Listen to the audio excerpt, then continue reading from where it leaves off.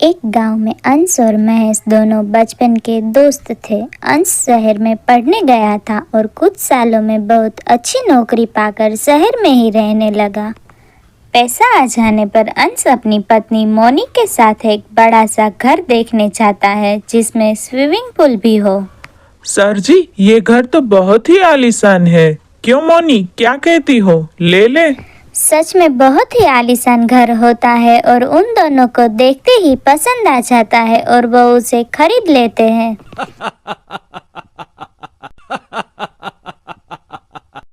चलो अच्छा हुआ, ये घर अच्छे दामों में बिक गया। कब से गले की हड्डी बन गया था। फिर दोनों रात में सो रहे होते हैं कि तभी आधी रात होते ही अजीब अजीब सी डरावनी आवाजें आने लगती है, जैसे कोई औरत रो रही हो। आवाजें सुनकर मोनी की नींद खुल जाती है। अरे ये कैसी आवाजें हैं? ये तो पुल के पास से आ रही है।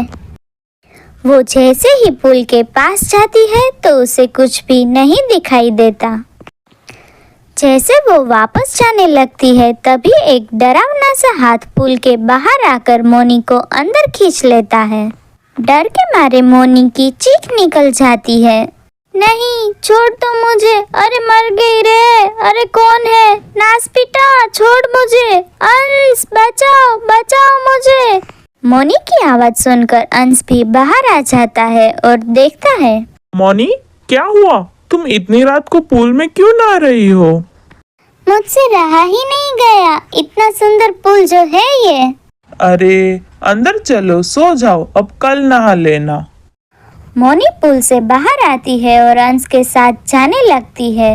वो पीछे मुड़कर पुल की तरफ देखकर हंसती है और उसका चुड़ैल सा चेहरा हो जाता है। अरे अब क्या हुआ? चलो, तुम्हारा पुल कहीं भागा नहीं जा रहा। कल नहा लेना इसमें। अंश को मोनी का भूतिया चेहरा नहीं दिखता। अगले दिन दोनों नए घर की खुशी में पार्टी करने की सोचते हैं और अपने दोस्त विक्रम को भी बुलाते हैं। विक्रम अपनी पत्नी वीणा के साथ गांव से शहर आता है और अंश के घर पहुंचता है। अरे मोरी मैया, ये तो कितना बड़ा घर है जी। इसमें तो हमारा पूरा गांव रह ले। अरे अब ऐसे मत करो, चलो अब अंदर चलते हैं। अरे विक्रम, मेरे भाई, तू आ गया। मैं बहुत खुश हुआ। अंश, तेरा घर तो सच में बहुत ही सुंदर है। मुबारक हो तुम्हें। अरे मोनी, भाभी को ले जाओ, कमरा दिखा दो, थोड़ा आराम कर ले, फिर घर भी दिखा देना। वीणा, ये देखो, ये हमारे घर का स्विमिंग पूल है। ये मेरी सबसे प्यारी जगह है। अरे ईका, आपके घर में तो तालाब भी है। इसमें तो बहुत मजा आता होगा ना? हाँ, बहुत मजा आता है। चलो आओ, चलोगे इसके अंदर? नहीं नहीं, हमें तो शर्म आती है और फिर हमें तो तैरना भी नहीं आता है। हम जा रहे हैं अंदर। मोनी को भूख के कारण गुस्सा आ रहा होता है और वो अपने चुड़ैल के रूप में आ जाती है। तभी पुल से एक और चुड़ैल बाहर आती है। दीदी, ये क्या गांव के गंवार आ गए हैं? एक तो मुझे बहुत भूख लगी है। इतने दिन बाद कोई इस घर में रहने आया है। नहीं छोड़ूंगी, मैं किसी को नहीं छोड़ूंगी। थोड़ा सब्र रख छोटी, मैं कुछ करती हूँ। तुझे भूखा नहीं रहना पड़ेगा। अरे वीणा भाभी, मोनी कहाँ है?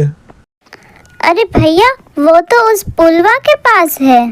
अरे यार, पता नहीं इसे पुल से इतना प्यार क्यों है। हर टाइम वहीं रहती है। विक्रम, तुम और भाभी कमरे में जाओ और थोड़ा आराम कर लो। मैं मोनी को देखता हूँ। अरे मोनी, ओ मोनी, मोनी। देखो, आ गया मोनी करता करता हुआ। दिल तो करता है इस नामाकुल को कच्चा चबा जाऊं। चुड़ैल मोनी के रूप में आ जाती है और दूसरी चुड़ैल पुल में चली जाती है। अरे मोनी, ये क्या? तुम्हारे पास इस पुल के पास आकर इसको निहारने के सिवा और कोई काम है कि नहीं? अरे वो मैं आ ही रही थी पति देव जी, चलो। अरे मोरी मैया, विक्रम जी, ये देखो, ये बिस्तर कितना मुलायम है। मन करता है इस पर कूदते ही रहे। फिर अगले दिन पार्टी होती है और पार्टी में काफी लोग आते हैं। अंश के काफी पड़ोसी भी आए होते हैं। तभी एक औरत घर देखते देखते पुल के पास चली जाती है और तभी चुड़ैल का हाथ पुल से बाहर निकलता है और चुड़ैल को अंदर खींच लेता है। उस औरत का पति साहिल अंश से बातें कर रहा होता है। अंश, तुम्हारी हिम्मत की भी दाद देनी होगी जो तूने ये घर खरीदा। तुम्हें नहीं पता यहाँ तो। अरे भाई साहब, भाभी जी आपको कब से ढूंढ रही है पुल के पास। अरे नहीं, पुल के पास क्यों गई? उसे मना किया था वहाँ जाने से। फिर साहिल पुल के पास भागकर जाता है पर वहाँ कोई नहीं होता और तभी पुल से चुड़ैल बाहर आती है। तेरी पत्नी तो मेरे पेट में है, आजा, तुझे भी उसी के पास पहुंचा देती हूँ। फिर चुड़ैल साहिल को भी पकड़कर खींच लेती है। आवाज सुनकर सब पुल के पास आते हैं लेकिन वहाँ कोई नहीं होता है। सब यहाँ क्यों आ गए? चलो अंदर चलते हैं, पार्टी बाकी है अभी। अरे नहीं, हम यहीं थे, हमने देखा एक हाथ उस औरत को अंदर खींच ले गया। कुछ है यहाँ, हमें बहुत डर लग रहा है। विक्रम जी, ये तो भूतिया तालाब है। अरे भाभी, ऐसा कुछ नहीं है। हम तो कितने दिन से यहाँ रह रहे हैं और मोनी तो ज्यादा पुल के पास ही होती है। फिर पार्टी खत्म हो जाती है पर अंश को पार्टी के आखिर में कुछ लोग कम दिखते हैं। उसे पता ही नहीं होता कि काफी लोगों को तो वो पुल निगल गया है। लगता है कुछ लोग बिना बोले ही अपने घर चले गए। फिर सब सोने चले जाते हैं पर मीना को नींद नहीं आ रही थी। वो खिड़की से झांक कर देखती है तो उसे मोनी वहाँ खड़ी दिखाई देती है। मोनी पुल के अंदर चली जाती है। अरे ये क्या, मोनी तो कब से पुल में गई है, ये तो पुल से बाहर ही नहीं आ रही है। फिर डरते डरते वो मोनी को देखने जाती है। डर लग रहा है, क्या करूं, पर मोनी को तो बचाना ही होगा।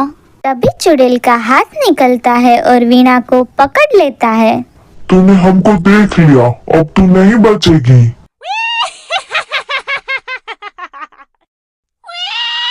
अरे मोरी मैया रे, यहाँ तो दो चुड़ैले हैं। अरे बचाओ, विक्रम जी बचाओ, ये कहाँ आ गए हम गांव से? हम तो गांव में ही ठीक थे। बचाओ विक्रम जी बचाओ। आवाज सुनकर अंश और विक्रम भी वहाँ आ जाते हैं। मोनी, मोनी, ओ मोनी। क्या मोनी मोनी चिल्ला रहा है कब से? तेरी मोनी का शरीर अब मेरा है, वो तो कब की मर चुकी है। मैं आराम से अपना पेट भर रही थी पर ये गंवार वीणा ने मुझे देख लिया। अब ये नहीं बचेगी और तुम सब भी मरोगे। विक्रम भागकर जाता है और मिट्टी का तेल पुल में डालकर उसे आग लगा देता है। पानी में आग लगते ही दोनों चुड़ैलें जलने लगती है। अंश, अंश बचाओ मुझे, मैं तुम्हारी मोनी हूँ, निकालो मुझे यहाँ से, बचाओ मुझे। नहीं अंश भैया, ये हमारी मोनी नहीं है, ये तो चुड़ैल है। हमारी मोनी को तो कब का इसने मार डाला। तुमने मेरी मोनी को मार डाला, अब मैं किसी और को नहीं मरने दूंगा। मैं तुम्हारी बातों में नहीं आने वाला।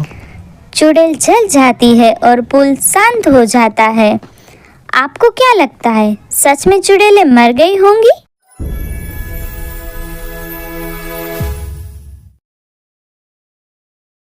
बहुत समय पहले की बात है। एक ट्रेन रामपुर जा रही थी जिसमें बहुत से यात्री बैठे थे। रात का समय था। जैसे ही 12 बजते हैं तभी अचानक से वहाँ एक सुंदर सी लड़की आती है जिसके पास तरह तरह के फ्रूट्स है और वो एक यात्री के पास जाती है।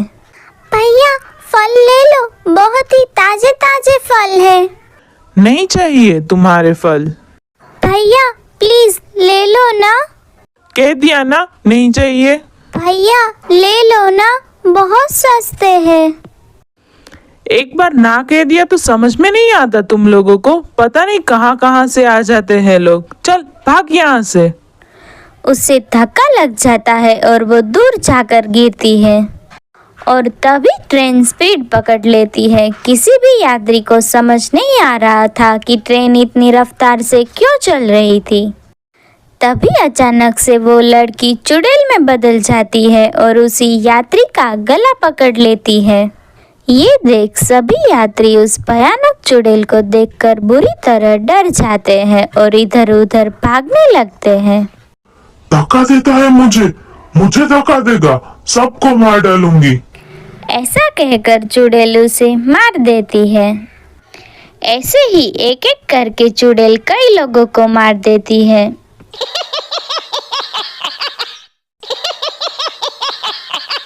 मर गए सब। फिर अचानक ही धुआं उठने से वो चुड़ैल गायब हो जाती है। फिर ट्रेन भी अपनी सही रफ्तार से चलने लगती है। वो चुड़ैल अभी तो यहाँ थी, इतने में कहाँ गायब हो गई? किसी को कुछ भी समझ में नहीं आता कि चुड़ैल कहाँ गई।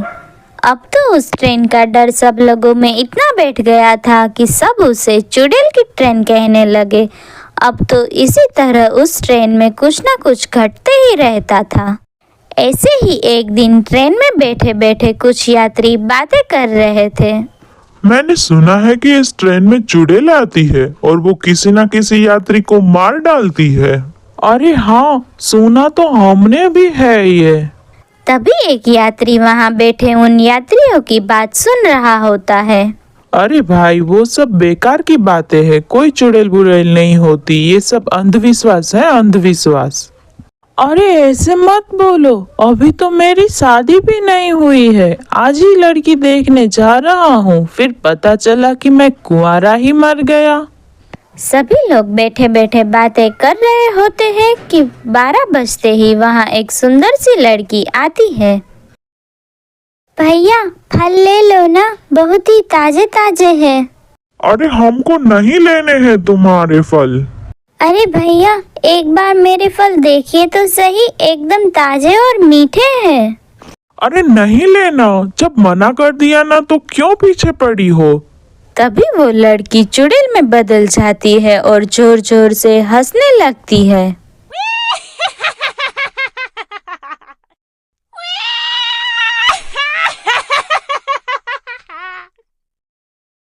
फिर चुड़ैल उस यात्री का गला दबाकर मार देती है।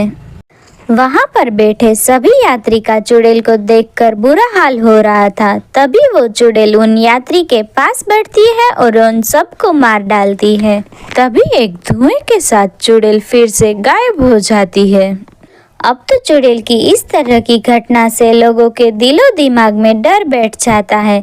जिनको भी ट्रेन के बारे में पता होता था वो ट्रेन में नहीं आते थे और जिसे नहीं पता होता था वो बेचारे बेमौत मारे जाते थे। एक बार एक लड़का उस ट्रेन से अपनी बहन के पास जा रहा होता है।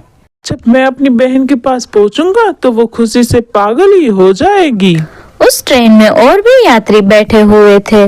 अचानक ट्रेन की रफ्तार तेज हो जाती है और वो चुड़ैल लड़की का रूप लेकर वहां फल बेचने आ जाती है।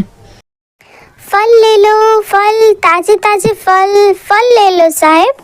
अरे नहीं चाहिए बाबा तुम्हारे फल। ले लो ना साहब, बहुत पैसों की जरूरत है। आप मेरे फल ले लोगे तो मुझे कुछ पैसे मिल जाएंगे। पता नहीं ऐसे लोगों को ट्रेन में चढ़ने ही कैसे देते हैं। चल निकल यहाँ से। यात्री इतना कहता ही है कि वो लड़की चुड़ैल में बदल जाती है और वो जोर जोर से हंसने लगती है। चुड़ैल उस यात्री को पकड़ लेती है और उसे मार डालती है। फिर चुड़ैल आगे दूसरे यात्रियों के पास जाती है और एक बुजुर्ग आदमी को पकड़ लेती है। मुझे मत मारो, छोड़ दो मुझे मारकर तुम्हें क्या मिलेगा? नहीं, मैं किसी को नहीं छोड़ूंगी, मैं सबको मार डालूंगी। देखकर वो लड़का डरते डरते चुड़ैल के पास आ जाता है। चुड़ैल जी छोड़ दो उन्हें, तुम उन्हें क्यों मारना चाहती हो? प्लीज छोड़ दो उन्हें, प्लीज। चुड़ैल उस लड़के की तरफ देखती है और उसे पकड़ लेती है। मुझे छोड़ दो, मुझे मत मारो, जाने दो मुझे। सब मरेंगे, सबके सब, मैं किसी को नहीं छोड़ूंगी।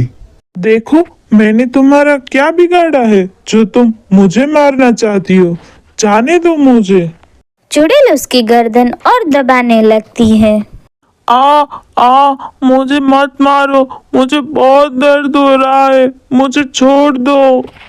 चुड़ैल उसकी एक नहीं सुनती और उसका गला दबाने लगती है। तभी वो लड़का अपनी बहन को याद करता है। मुझे माफ कर देना मेरी प्यारी बहन, मैं तुम्हारे पास नहीं आ पाऊंगा, मुझे माफ कर देना। बहन, हाँ बहन, मैं मेरी बहन के पास जा रहा हूँ। अगर उसे पता चला कि मैं मर गया हूँ तो वो नहीं जी पाएगी, मर जाएगी मेरी बहन। तुम्हारी बहन तुमसे बहुत प्यार करती है। हाँ, वो मेरे बगैर मर जाएगी, जान दे देगी अपनी। उसकी बात सुनकर चुड़ैल रोने लगती है और उसे छोड़ देती है। क्या हुआ, आप रोने क्यों लगी? मेरा भी एक भाई था, मैं भी अपने भाई को बहुत प्यार करती थी, पर इन जालिमों ने मुझे मार दिया। मेरे भाई की तबीयत बहुत खराब थी, मुझे पैसों की जरूरत थी, तो मैं ट्रेन में फल बेचने आ गई। एक दिन मैं ट्रेन में फल बेच रही थी तो एक यात्री के पास गई। साहब फल ले लो ना, बहुत ताजे है, सिर्फ 30 रुपये के किलो है।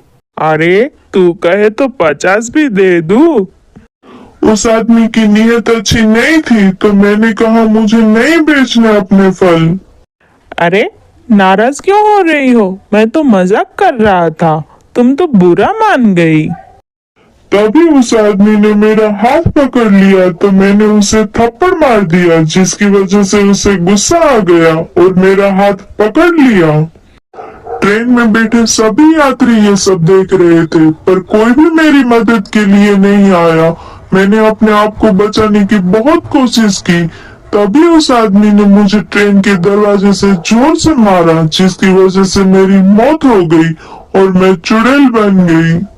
और कुछ दिनों बाद मेरा भाई भी मर गया। फिर एक दिन मैंने उस आदमी को मार डाला, जिसकी वजह से मेरी जान चली गई थी। और फिर उसके बाद से सभी यात्री को मारने लगी, किसी ने भी मेरी मदद नहीं की थी। बहन, तुमने उस आदमी को तो मार दिया ना, तो इनमें से भी तो कोई किसी का भाई बहन माता पिता होगा ना, तो छोड़ दो इन सबको, जाने दो इन्हें। बहन, तुमने मुझे बहन कहा? हाँ, आज से तुम मेरी बहन हो और आज के बाद तुम ट्रेन में किसी भी यात्री की जान नहीं लोगी। जब आज मुझे अपना भाई मिल गया तो मैं किसी को क्यों मारूंगी? तभी अचानक एक धुएं के साथ चुड़ैल